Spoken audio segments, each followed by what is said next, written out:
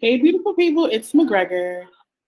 Just here to give you some insight as to what this learning opportunity is about. This learning opportunity focuses on figurative language. As you read chapter 6, you will be exposed to several different examples of figurative language. You might see similes, which is a comparison using like or as.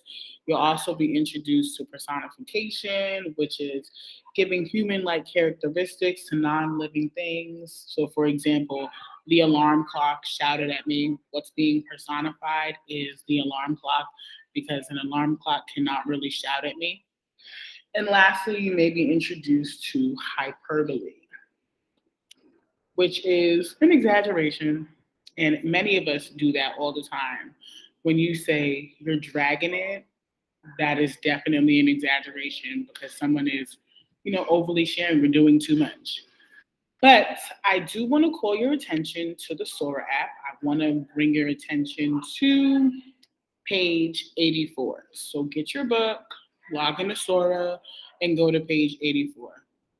On page 84, we're going to do a deep dive into figurative language where Odilia asks an elderly man who she sees sweeping the storehouse porch if he knows where the drowned dead man lives. So I'm going to just read the response. And then I want you to think about what type of figurative language did the elderly man use?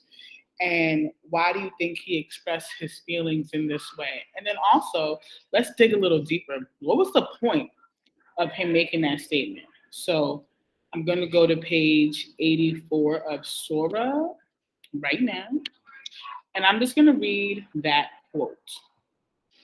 Of course I do. Everyone knows each other around here, the elderly man said as he took a rag out of his apron and began to wipe down the metal domino tables folded out by the front door. He's a good for nothing, un vago, but that's none of my business.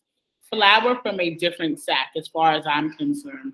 Well, do you know how to get there? I asked. But instead of answering me, the store owner turned away and left me standing there. So I read to you the portion of the text. You can replay this video to uh, to hear that portion of the text again. But there are going to be some text dependent questions that follow. So thanks for listening.